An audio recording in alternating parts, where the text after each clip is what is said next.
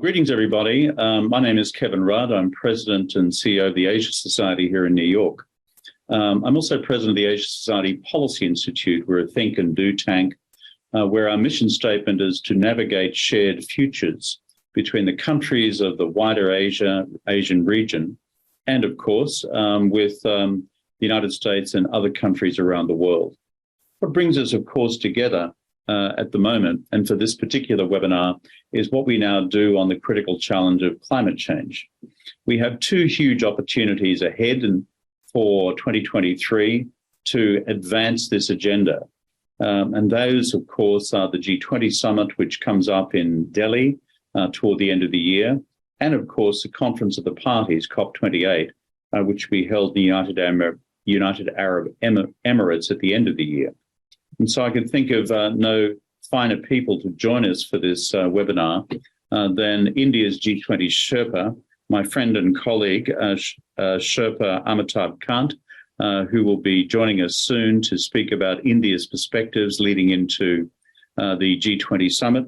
And then we'll be joined by the Emirates ambassador to the UN, Lana Nusseibeh, who is also Minister of State of Foreign Affairs at the United Arab Emirates Foreign Ministry. And later we'll be joined by the UAE Chief Climate Negotiator, Hana AlHashimi, for the extended dialogue. I'm just going to make a few introductory remarks about where we're up to before I then turn to introduce my colleagues from India and the UAE. The first is to make a grounding remark about the significance of Asia for achieving our global climate change objectives. Asia is now home to more than half the world's population and is therefore responsible for more than half the world's emissions. And we have emerging economies such as India, such as Indonesia, and such as continues to be the case with China, where they have not yet reached peak emissions. So in other words, the challenges that we face in our own region, the Asian region, on climate change and greenhouse gas emissions are significant, not just for ourselves, but they are fundamentally significant for the planet. And they are equally fundamentally significant if we as a planet and as a global community have a chance of bringing about the Paris agreed commitments of keeping temperature increases for the world within 1.5 degrees centigrade by the time we reach the end of the century. Therefore, the practical challenge we face is how do we do that with the emerging economies of Asia? And this is something which we at the Asia Society have taken seriously since we have established our own policy institute a decade ago. In other words, what we have done is a range of different things. Three I'd like to highlight in particular. One, on the machinery of the development of emissions trading schemes and carbon markets across the major economies of Asia.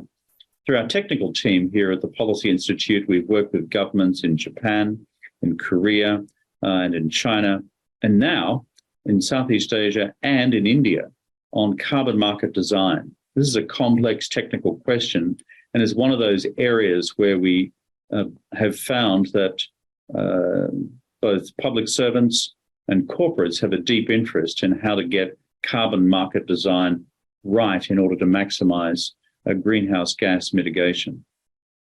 The second area of work that we're engaged in is on the question of getting Asia to carbon neutrality by mid-century. And in that connection, we have produced a number of reports, including this one here I'd like to draw attention to, getting Indonesia to net zero. We've also produced one recently on getting India to net zero. And prospectively, we have this report emerging, getting Asia to net zero. And these are not reports which are just designed to fill up the bookshelf. These are reports which are based on detailed econometric modeling done by Cambridge Econometrics on how we can get the entire continent to net zero by mid-century without doing fundamental damage to the economies and employment prospects for the major countries of our region, led by India, led by Indonesia, but also the rest of Asia as well. And we've sought to do so in a way which provides clear econometric analysis and recommendations about additional and new employment generation and economic activity generation in other sectors of the economy and in related sectors. In other words, how do we achieve the transition out of carbon-intensive economies, such as India, such as Indonesia, in a manner which is not injurious to the overall economic development of those countries, but which still places these economies on a trajectory towards carbon neutrality by mid-century. The third thing we've been doing at the Asia Society Policy Institute is to underpin the continued climate dialogue between the United States and China. You don't have to be a Rhodes Scholar to work out that the bilateral relationship between the US and China is suffering from fundamental geopolitical tensions. But what we at our institute have done is keep alive the fabric of US-China climate collaboration and discourse, even during some of the more difficult political and geopolitical seasons. So we've been active on all these fronts. I'm mindful very much of the time, and it's time for me now to turn the podium over to my friend and colleague, India's G20 Sherpa, Amitabh Kant, a person with extensive experience in Indian politics, a person who knows the field well in terms of preparing India for hosting, for the first occasion, the G20 summit at the end of this year, and is already deeply engaged in some of the preparatory ministerial meetings which are being held literally as we speak. So, Amitabh, could I ask you to make some remarks for the next 5 minutes or so on India's prep in general, but also on the climate agenda in particular? Over to you, my friend. Yeah. Thank you, Kevin. Let me at the outset thank Asia Society and Dr. Kevin Rudd in particular for organizing this interaction on opportunities for Asia's climate leadership in 2023.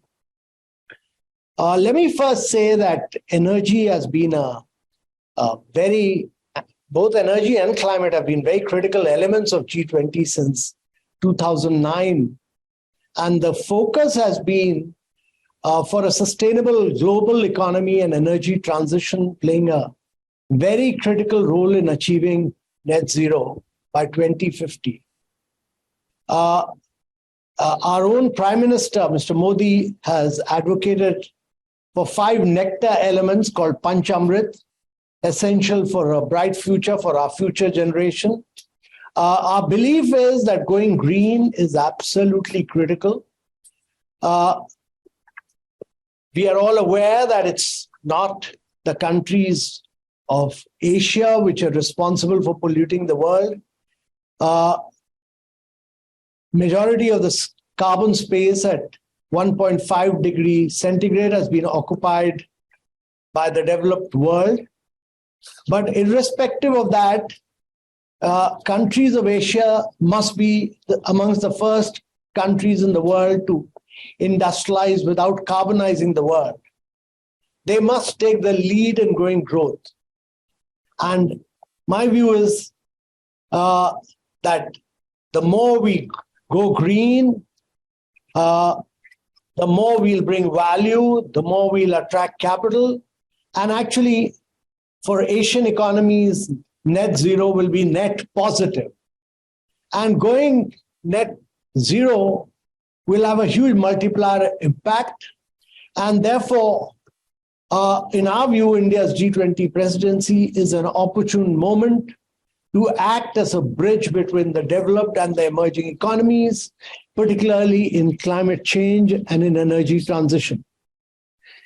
We recently had our first energy transition working group meeting in February, beginning in Bangalore. Our discussion broadly focused on developing consensus on ensuring energy security, low-cost financing arrangements, diversified supply chain, and identifying collaborative measures to address technology gaps for achieving energy transition.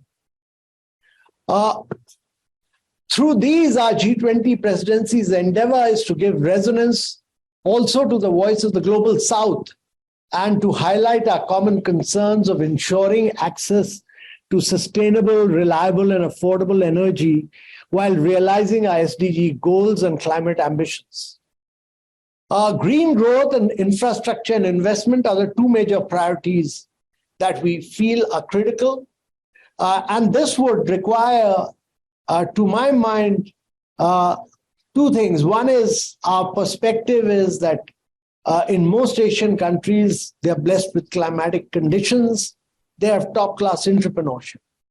But they would require long-term finance to be able to meet very, very high targets. And that would mean that the countries which had committed, developed world, which had committed to $100 billion a year in Copenhagen should live up to that commitment. But even if we forget the countries, there is a need for multilateral financing institutions to really push for supporting long-term financing. You need new instruments of blended finance, of credit enhancement, of first loss guarantees. And the World Bank MEGA, the guarantee institution should play a key role. And therefore, my view is that the multilateral financial institutions which were crafted in the post-World War II era, which were designed for the post-Bretton Woods period, will not serve the purpose of today. And therefore, these institutions need to become institutions of climate change and of sustainable development goals. We in India have really pushed for achieving our targets. The NDC targets for renewable energy were achieved 9 years ahead of schedule. And we are pushing far ahead in many of our targets. The challenge is that even if we go 100% renewable, we will only be able to do 20% of the total energy because there's also the hard-to-abate sectors like refineries, steel, cement, all the hard-to-abate sectors. And therefore, we need cleaner. We need to really decarbonize all the hard-to-abate sector. And therefore, we've pushed for green hydrogen in a big way.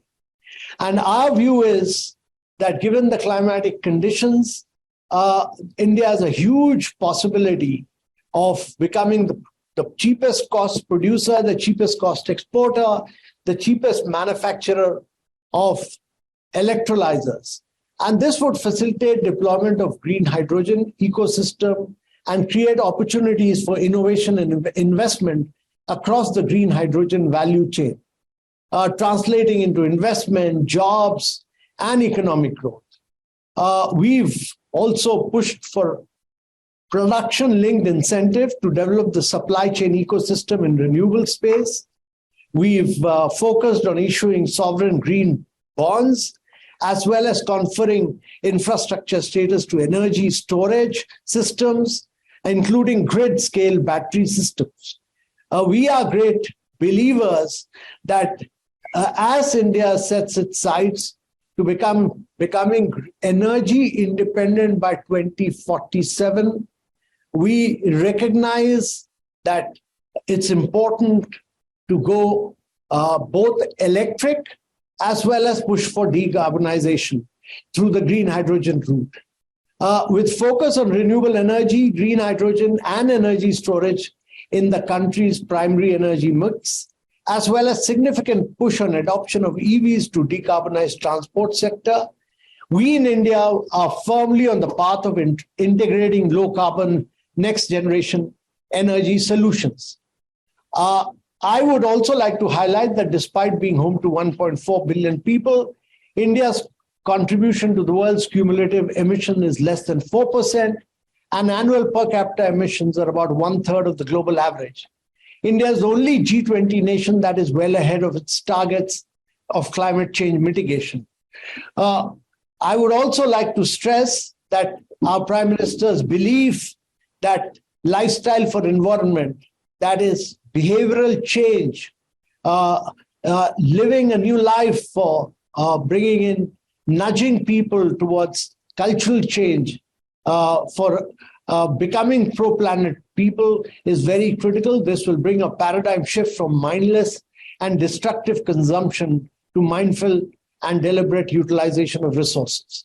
So, ladies and gentlemen, the three working groups addressing energy markets, energy transition, and climate finance will be making a range of practical recommendations, and therefore we will push climate change, we will put energy transition in a very big way. In my role as Sherpa of G20, one of the central messages we'll be taking forward is that we will be working on climate change and energy transition and a fundamental paradigm shift in several sectors of our economy will benefit citizens all across the world and definitely in the Asian economies. Thank you very much, lady. Thank you so much, Amitabh. And as President of the Asia Society, could I simply say, and as a former Prime Minister of Australia, how much I personally appreciate the transformation in India's public policy position on climate change action, both domestically and internationally. This looms as a potential global game changer in the debate. And I would like to acknowledge the leadership, both of yourself, but also Prime Minister Modi, in bringing about that transformation. We noticed carefully your remarks about the reform of the international financial architecture to provide the financial mechanism for emerging economies to engineer the transformations in their energy infrastructure in particular, which needs to occur. And also the role of MEGA, of green bonds, and of blended finance. Also, your comments about the central role of green hydrogen, about the role of grid-scale batteries. These also loom as practical, technical, infrastructure-related transformations to be delivered on the back of available finance, both public and private. And finally, I was taken very much by your remarks on the need for, let's call it, attitudinal transformation across the Indian people, and for that matter, the people of the world, in terms of the psychology of approaching the use of scarce resources and the domestic campaign which Prime Minister Modi is currently engaged in. Thank you for those remarks. If I could now turn over to my friend and colleague, Lana Nusseibeh. Lana is the ambassador of the United Arab Emirates to the United Nations. She's a career diplomat of some 15 years standing. Recently, in January last year, was also appointed as Minister of Foreign Affairs and International Cooperation Special Envoy to the UN and to the European Union. And her role in the Emirati Foreign Service is an important and central one. She's also engaged deeply with renewable energy policy in the past, having served as head of the IRENA campaign task force at the Ministry of Foreign Affairs. So, Lana, if I could ask you to take the podium, we'd love to hear your remarks as the Emirates moves towards its critical global role in 2023 of hosting COP28. Over to you, my friend. Well, thank you very much, Kevin, and thank you to the Asia Society for this invitation to participate in today's important meeting. And it's always good to get out of the UN building and the Security Council now, where I spend a lot of my time, to be with such incredible thought leaders in this very important space. But before I continue, I would actually like, with your permission, Kevin, just to take a moment to applaud your leadership at the Asia Society, both as president of the Society Policy Institute since 2015, but also as president and CEO of the Asia Society since 2021, and a permanent feature of thought leadership as well as social activity in New York. You will be missed, so it's comforting to know that you'll be a short train ride from here in Washington, and all the best from us to you in your new role, and please count on our support. And of course, it's a pleasure to share the screen with India's G20 Sherpa, His Excellency Amitabh. I couldn't agree more with his comments on the need for reform of the multilateral system and the IFIs to become real mechanisms and institutions of both climate change and achievement of the SDGs. And we are, unfortunately, behind with that attainment of the Sustainable Development Goals, and we need to organize the international community more efficiently around that target. I'd like to begin with a classic glass half full, glass half empty scenario. According to a recent study, Asia has the most to lose as climate change-induced extreme weather increases. And I think this speaks a little bit to your opening remarks, Evan, as well. Since 1990, Southeast Asia has experienced the greatest increase in damage anywhere in the world from climate crisis-induced events. And the region will continue to do so until 2050 on this current trajectory. So we're seeing this play out in front of our own eyes with devastating consequences of severe droughts from India, Afghanistan, the recent floods in Pakistan, and continuous sea level rise in the Pacific. And at the same time, it's clear that Asia also has the most to gain from accelerating climate action. So our continent is a manufacturing and energy powerhouse, and as His Excellency Amitabh Kant said, could be the powerhouse of the future, in fact, and part of the major part of the solution to the climate question. So it's a global breadbasket and the biodiversity hotspot. So if we invest in carbon innovation and efficiency, the economic and job creation potential are enormous, which is, again, looking at the opportunity rather than the challenge only of climate change. So whereas the glass may be half empty on the detrimental impact that climate change is having in Asia, some, including myself and others in the foreign ministry, might see that glass as actually being half full, given how much Asia has to gain from reducing emissions and investing in resilience to climate impact. And I think this view aligns really well with the theme of this conversation: what opportunities exist for Asia's climate leadership in 2023? There's no doubt that climate change represents the greatest challenge of the 21st century, statement of fact. The UAE believes that addressing this challenge also represents the greatest opportunity since the first industrial revolution. An opportunity for inclusive growth, for prosperity, for inclusion. And so this is really potentially a moment of transformation, and we have to seize it, which has been a hallmark of Emirati foreign and domestic policy. It's future-proofing our economy. So our leadership has realized that an economy built around hydrocarbons cannot last in perpetuity, even though we were very fortunate to have that kickstart our nation-building exercise. So accordingly, the UAE was the first in our region to ratify the Paris Agreement and the first in our region to adopt economy-wide emissions reductions, and the first country in our region to adopt the strategic initiative to become net zero by 2050. We've also been longtime advocates of climate action and the energy transition, despite being hydrocarbon dependent. Our national company, Masdar, is tellingly now one of the largest renewables investors in the entire world. The UAE is honored to have been selected to be the president of the COP process. And in this role, we see ourselves as being in charge of delivering a truly successful summit in November. At the same time, we need to define what that success looks like. We have to live up to the expectations to advance progress on the many external processes around COP that will impact the way we fund climate action, such as the reform of the multilateral development bank. But today, I really want to outline some of the cornerstones guiding our COP28 presidency specifically, because I think that'll be useful for the audience here. First, we're really committed to raising ambition and generating actions to close the gap to 1.5 degrees. And for this, we will need to commit to ambitious mitigation targets, including the tripling of renewable energy capacity.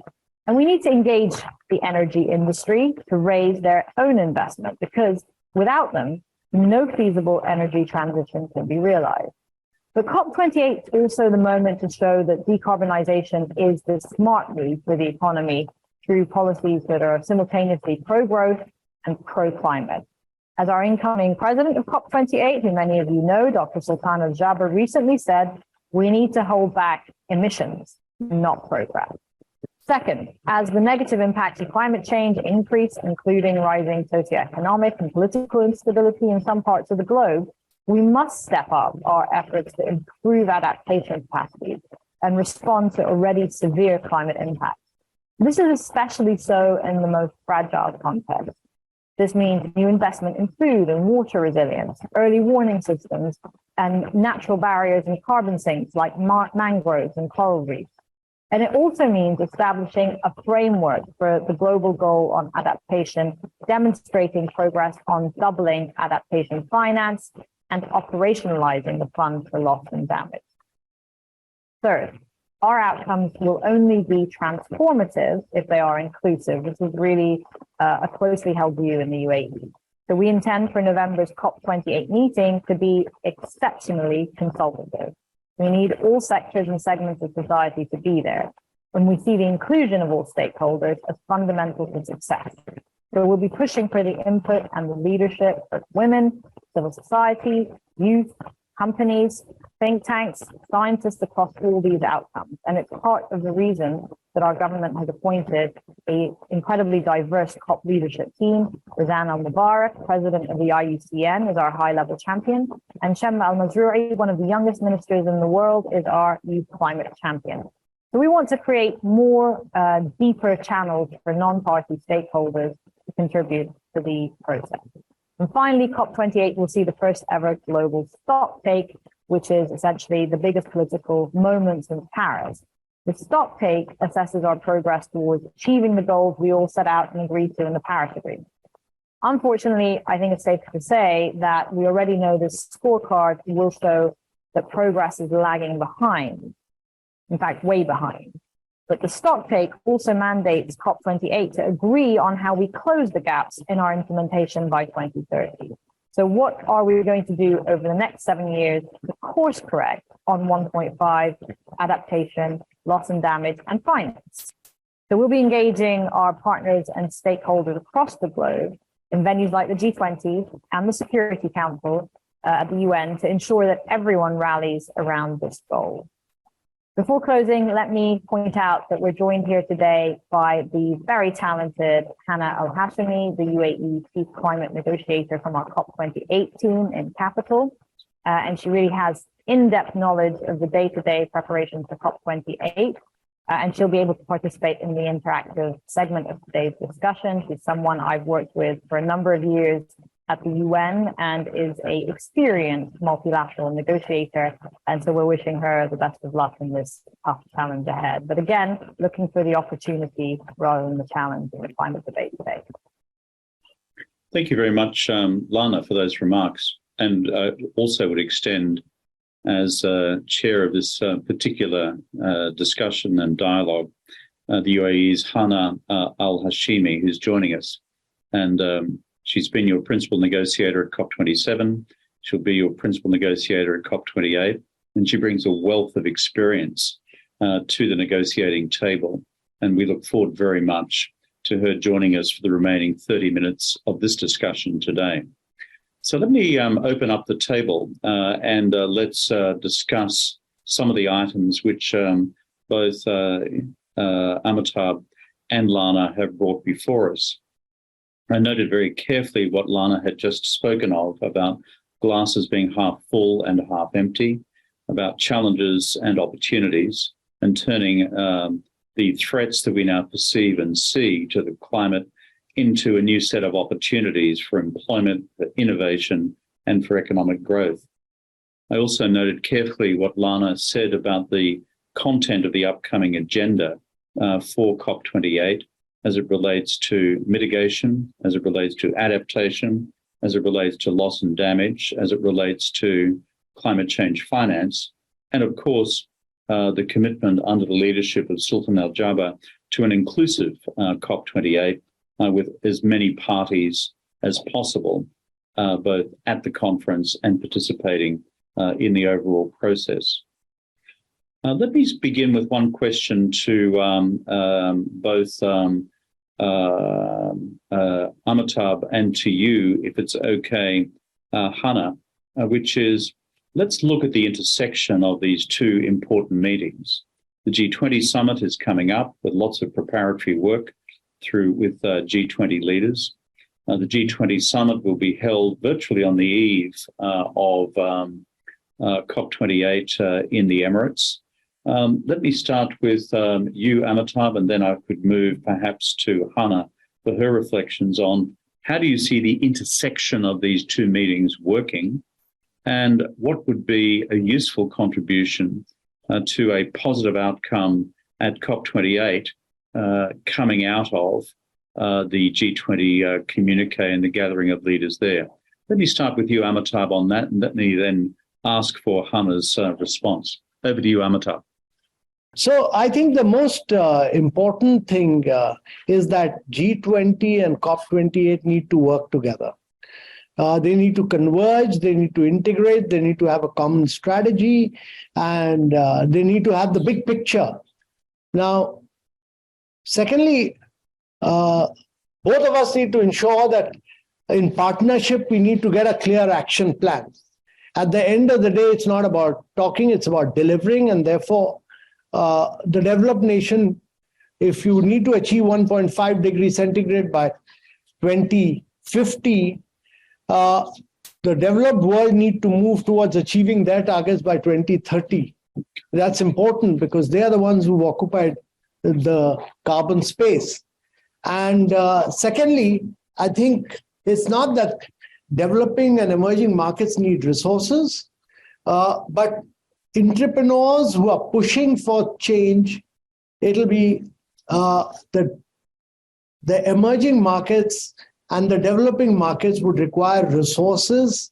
Their entrepreneurs are good enough to go and get the best technologies, but they require long-term resources, and therefore bringing in reforms in the multilateral institution, and I'm glad that the US Treasury Secretary is pushing for it now, and that they are going for a new World Bank president who's a believer in climate action. And therefore, instead of doing direct lending to countries, World Bank must do indirect credit enhancement, which will enable it to do 15x more lending than what it does at present. All of this should go for SDGs and for climate action. This, to my mind, is the minimum which G20 and COP28 must work towards. Thanks very much, Amitabh. Hana, your reflections on the interconnection between these two important gatherings and what would be the maximal positive delivery, as it were, out of the G20 to make your job easier at COP28. Over to you, my friend. Thank you so much, Kevin, and thank you, Your Excellency, Mr. Kant, for those initial reflections. Couldn't agree more on sort of the strategic nature of our collaboration between the G20 and COP28 this year, and indeed the G7 as well. Of course, all three are taking place in Asia, which brings sort of the focus of this year to the region with immense opportunities, immense population growth, and an immense chance, as Her Excellency Lana has said, to shape sort of a future model of development and one that is based very much on climate action. I have to say that it's been a privilege from our side, from the COP28 presidency team, to have this early engagement with the G20 presidency. We were pleased to be observers in the G20 in the last few years, and to join and to be invited by the presidency as an observer this year as well. And really what we've seen in the first few meetings has been an absolute commitment of India to bring what Prime Minister Modi has described as re-injecting hope into the multilateral system and into the work that we're doing together. I think what we've absolutely seen is this focus, and we fully support the focus on transformative action toward a cleaner, greener, bluer future with just and equitable growth for all. And what Mr. Kant has just described is very much that element of equity, and one that we hope to be able to build on through our process as well. I think what's clear as well is that there's this clear need for a paradigm shift in how we approach climate action, and that message of opportunity that was described in the beginning is one that is critical, as is that message of having the means and to be able to support developing countries in the transition that we speak of, and to be able to ensure that this is one that is just and one that is sustainable as well. So the nexus between climate action and sustainable development is one that we absolutely support as well.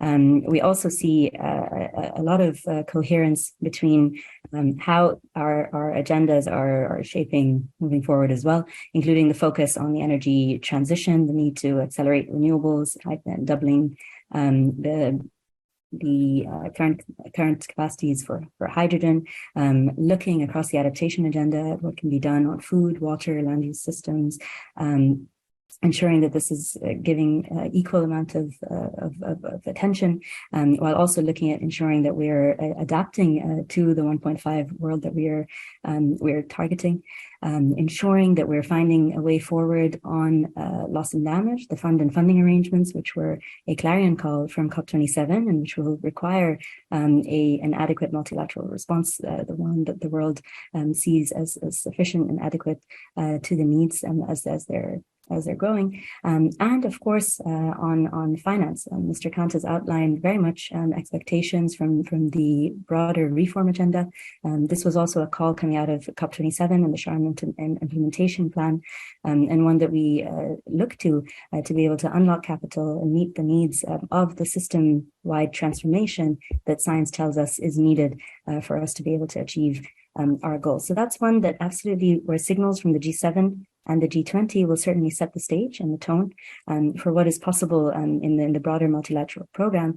And what we have within COP28 is an opportunity through the global stocktake to use that moment of reflection and that moment to set the agenda, the way forward on how exactly we're going to achieve our joint ambitions. So thank you. Good, thank you very much. And I should say, given we're on this discussion together with Lana still with us. Lana, if you wish to contribute to the conversation, please feel free to do so. We would welcome that. One of the things touched on by Amitabh just now, and you as well in your remarks, Hana, is the critical question of climate finance. Amitabh correctly pointed out the fact that the World Bank, if it moves to accept the nomination of the United States to appoint Ajay Banga as the new president of the World Bank, will then be headed by a committed person as far as global climate change leadership is concerned. Well, this brings into sharp relief the question of the exact nature of the reforms to the proposed lending practices of the MDBs in general, the multilateral development banks, on delivering the quantum of finance which is now necessary. Direct loans from a limited balance sheet on the part of the bank only take you so far. Amitabh correctly pointed out that through a blended finance, you can achieve 15x of what is currently on the balance sheet. And therefore, you start to move into the quantums necessary, which are capable of making a difference on the ground. So back to you, Amitabh, if I could, on the question of if you are looking to what sort of language, what sort of resolution coming out of the G20, and earlier than that, of course, the G7, on the question of, let's call it multilateral development bank reform and international financial architecture reform to unlock the finance necessary to make the transformations on the ground that you know and I know are necessary in India, in Indonesia, and elsewhere. Tell me what you think would be a good driving outcome from the G20 on this particular question of finance reform. Over to you, my friend. Kevin, my view is that the presidency is for a limited period of 1 year.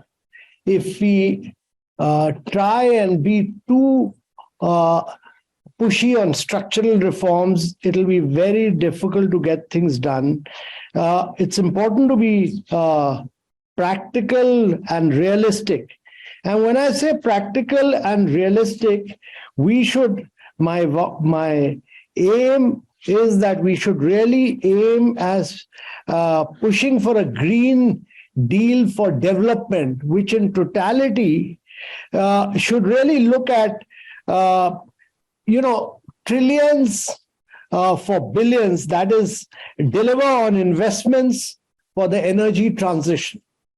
Secondly, we should look at what are the 21st century strategic fuels. Thirdly, I think we should look at what is the resilient infrastructure for the vulnerable, because if we are not able to build that, people will go below poverty line.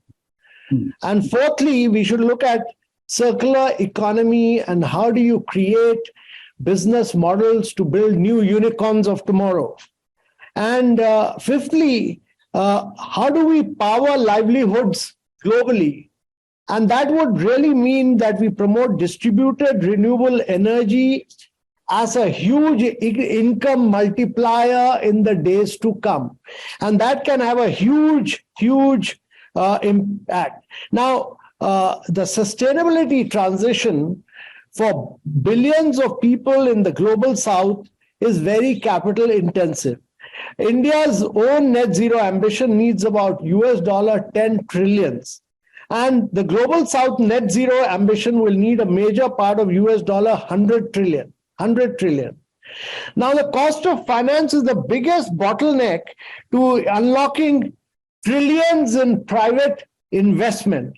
And therefore, our view is that reduce the cost of hedging non-project risks, that is currency fluctuations, policy uncertainty. There are huge risks and off-takers to lower the cost of finance. Secondly, promote the aggregation of typically small renewable energy projects to make them attractive to large investors, which is not happening in now. And thirdly, enable the principles of life, that is lifestyle for sustainability, of access to sustainable energy for all at a scale. And our view is that we should also do a measurable impact by 2025, that 50% of annual global clean energy investment is deployed in the global south. And my view is that India's leadership will attract capital to India, but there is a need for Asian leadership to attract resources to Asia and make Asia the gateway for sustainable finance for the global south. This is my perspective. Thank you for that. I'm just going to drill down one step further before I come back to Hana on this. It's a critical question. Without money, nothing happens. I think we all know that around this table. But I'm taken by the quantums that you were talking about before, between 10 trillion and 100 trillion, to achieve the level of transformation across the wider global economy in order to cause us to have a real hope of staying within temperature increases of 1.5 degrees centigrade.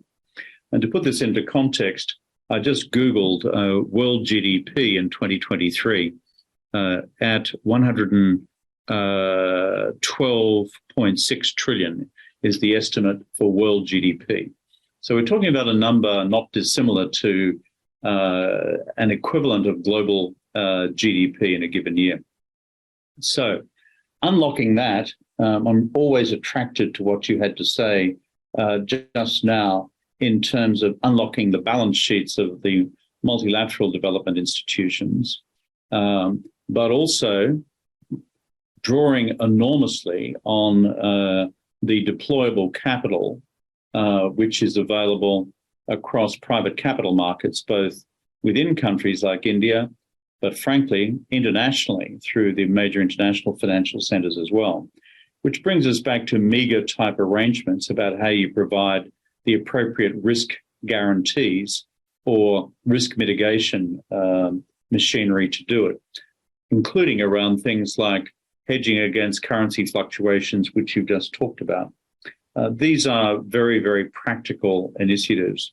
Given where we got to at Sharm el-Sheikh on this at the end of last year, and taking, for example, the future role of MEGA into account, what do you think is the most practical thing that can be done at the G20 in Delhi to nudge this agenda forward? As you said, you've got it for a year, you don't have it for eternity, but give me an idea with what would really work from India's perspective in terms of unlocking global public and private finance, given your own domestic transformation costs.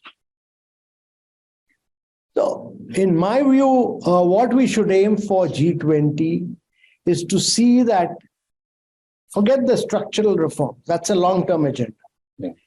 Push for internal reforms within World Bank, push for internal reforms within IMF so that they become institutions not for direct lending, but for indirect lending. And that they start, it's not that there is a shortage of money. There's a huge amount of money available in the private sector. A vast amount of resources are available with institutional lenders. They are not able to lend because we are not able to de-risk projects. And de-risking can take place only when you're able to pool resources from World Bank and IMF into credit enhancement. And therefore, internal reforms, which is what the US Treasury Secretary is pushing for now is really the key. And that has to come from within.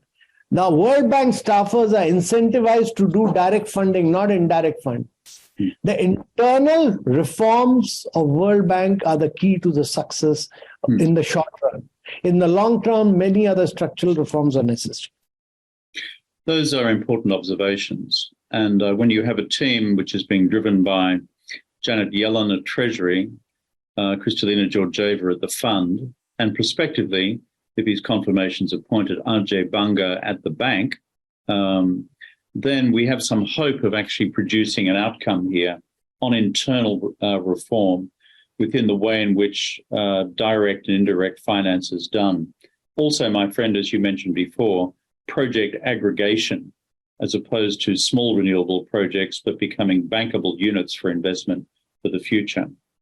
Hana, thank you for your patience. But on this question of finance, I know for a fact that the Emirates is the home to IRENA, the International Renewable Energy Agency. When I was Prime Minister, I voted for the Emirates to be being the host for that institution globally. I remember the debates well and truly from the time. From memory, I think it was a competition between the Emirates and Germany. Secondly, I noted carefully what Lana said before about the quantum of Emirati investment in renewable energy projects around the world. Give us your reflection on where this finance agenda goes in the lead up to COP28, because I think this is critical and foundational to delivering the outcome. Over to you. Thank you, Kevin. And I couldn't agree more. Finance absolutely is at the heart of the outcome. Indeed, we are firmly in the decade of action on both climate and sustainable development. And really, action comes down to means of implementation. This is something that I think was central to the outcome in Sharm el-Sheikh, which was really reiterating what it will take. And I think Mr. Kant has gone through some of the aggregate needs of developing countries. If I think of the figures that were at least reflected in the outcome document, this comes down to $4 trillion a year, as well as for the energy transition specifically, or to be able to meet the nationally determined contributions, which are countries' plans for their emissions reductions by 2030. This requires around $6 trillion. And so that matter of the 100 billion, as Mr. Kant outlined, really comes down to a matter of trust. And we're very hopeful that this will be the year where we can finally demonstrate that has been delivered, and where we can move towards the trillions. The finance matter also comes down to what you're financing. Mitigation, of course, being central, but as we've already seen, the needs for adaptation and resilience of developing countries are becoming far more urgent, prevalent, and necessary. So as we're working towards a global goal on adaptation at COP28, it's been very clear that this global goal has to cover both policy recommendations and have a linkage to the need for greater adaptation finance. And so when we get to this conversation about what the conversation on increasing the quantum of finance, scaling climate finance, making sure that it is affordable, that it is accessible, as in many cases, when it comes to applying for funds, it takes years to be able to receive them. These are all matters that we need to take into account. And when it comes to the MDB reform conversation, there's a large body of work going on in terms of what it should be funding. And really this consideration of de-risking capital, but also allowing for spaces to consider the cost of inaction or to be able to fund resilience projects and in order to avoid losses and damages that are avoidable. Becomes all the more urgent. So when it comes to mitigation finance, I think there's a growing consensus that the business case in many cases is already there. This is something that we've seen in our own experience as a country. Ambassador Lana outlined the $50 billion already dispersed up until now, and $50 billion further committed. We're already active in over 40 countries around the world, and we have seen this business case, the space for partnerships. We work closely with IRENA, and we can see very much that there can be a big focus on scaling private capital for mitigation. When it comes to adaptation and when it comes to finding a way forward on loss and damage funds and funding arrangements, that's where we need to focus on concessional finance, specifically the need to scale that and also make that accessible and affordable. So we have this opportunity this year to lay the groundwork on what's possible moving forward on climate finance. We would note that the big agreement, the next milestone in the climate finance world will be at COP29 in 2024, where the world is mandated to come forward with a new goal.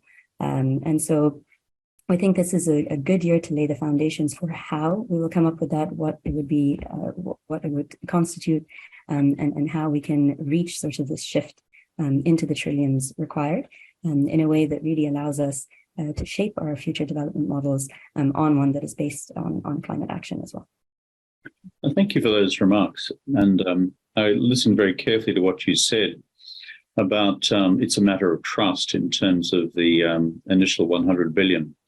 And I should reflect back to both of you that I was actually in the room in Copenhagen at COP16 when this was first tabled as part of the Copenhagen Accord as a basis for what then became the Paris Agreement, and yet still this element has not been fully delivered.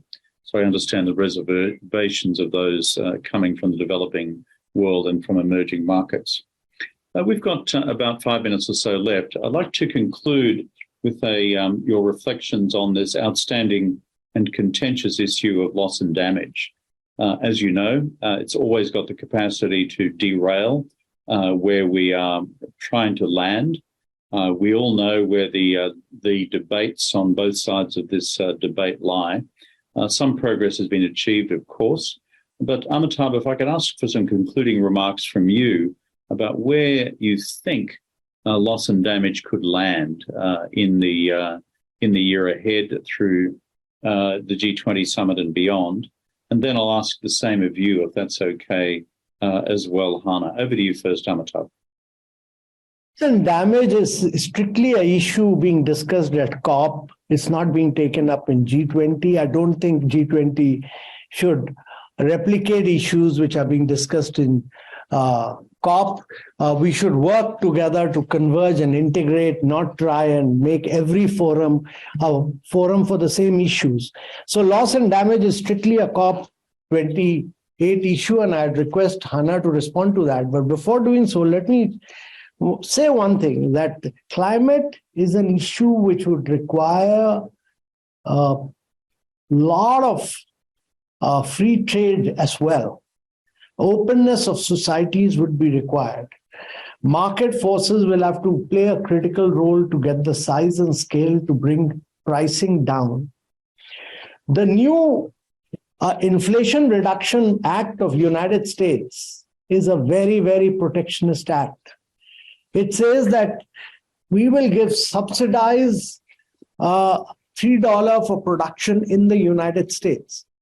And this particular act has brought production of green hydrogen from Oman to Saudi to Australia to India to Korea, every project to a standstill.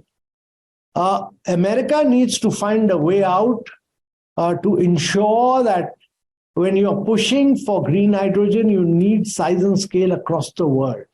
And therefore, it needs to open up for its trusted partners to allow them to advocate, to move very rapidly forward for green hydrogen. What America is really doing is saying that we will subsidize even if it is economically and commercially non-viable to produce in the United States to a large extent. The cost of production of green hydrogen in India is $4.5, in the United States is $7.5. It's trying to subsidize to an extent of $3. Whereas objective should be that we should support production wherever it is possible to produce at the cheapest cost. And therefore, you need open markets to work. Free trade and free markets are critical for achieving climate action and climate finance. Without climate action of open trade, and free markets, this will not work. On green hydrogen, before I come back to you on the question of loss and damage, Hana, on green hydrogen and the impact of the IRA, the Inflation Reduction Act, where do you think possibly our American friends could move on this between now and the G20? Amitabh, as you know, it's a sensitive issue in this country where I currently reside, the United States. The act has passed, the subsidy program is being advanced, and I've listened carefully to what you and others have said about its impact for other green hydrogen projects around the world. Give me a sense about where this could now develop and evolve between now and the end of the year, because I assume you're actively engaged yourself in discussions with our American friends on this. No, we are trying to tell them that it's important. The IRA Act was passed by a vote of 1. So they need to just tweak it a little bit to say that this would be for trusted partners also. Open it up for the Quad partners. Okay. That's a practical way out. Yeah, I've been thinking about these things as well. Back briefly to loss and damage as we bring this to a close. Could you give me just a minute or so, Hana, on where you think we can get to on loss and damage by the time we conclude the next conference of the parties in the Emirates? Thank you so much, Kevin.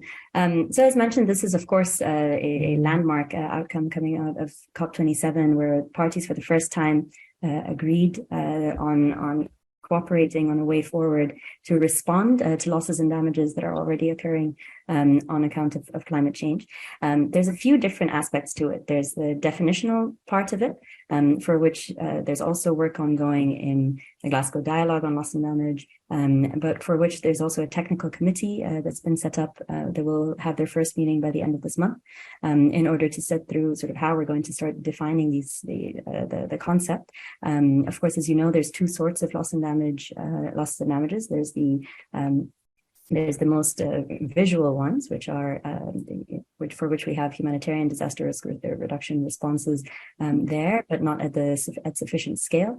We're looking at responses of about $100 million a year, whereas the needs are anticipated at around $300 billion by 2030, and so it's a big gap to bridge. There's then also the slower onset events, for which we don't have an exact definition, something like sea level rise, but for which, of course, has catastrophic and in some instances existential impacts for countries. And so where we're hoping to land is in recommendations coming out of the technical committee that address both the need to find fast ways to respond, and this can also happen beyond the work of the technical committee, whereas we look at to the international community to find how we can scale the responses to urgent loss and damages that are already happening.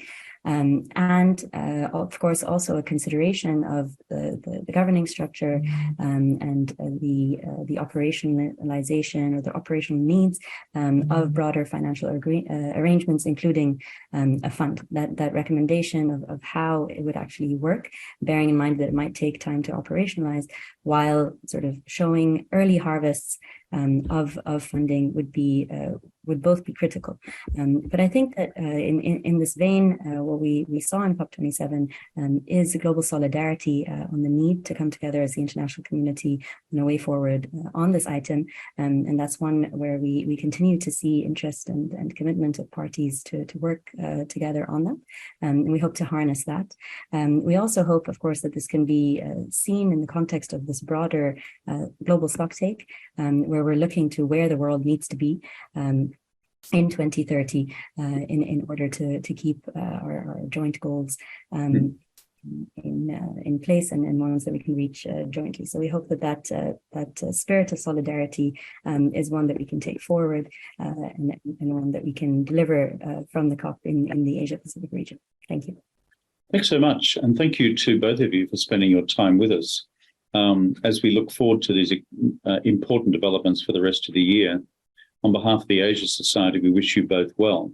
Government of India, led by you, my friend Amitabh, in bringing together consensus across 20, sometimes less than United States, forming the group of 20, and particularly around this agenda, which we're speaking about today on climate change, and in particular on where we need to get to on global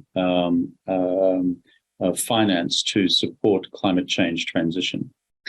And to you, Hana, you and to Lana and the team in the Emirates, we wish you all the best in what I know from experience is detailed, difficult preparatory work for something as complex as the Conference on the Parties.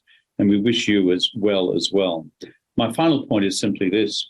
Amitabh, to all of our friends in India, we congratulate Prime Minister Modi on his leadership in seizing climate change as an opportunity to bring about energy and general economic transformation of the country, turning, in other words, challenge into opportunity. And I see this as very much a model of where the world needs to go so that we can all benefit from the transformation which lies ahead. I'm Kevin Rudd. I'm from the Asia Society here in New York. Thank you across the world for joining us in this important webinar on how we move the dial on climate change through the G20 and COP28, both of which will be held later this year. Thank you very much.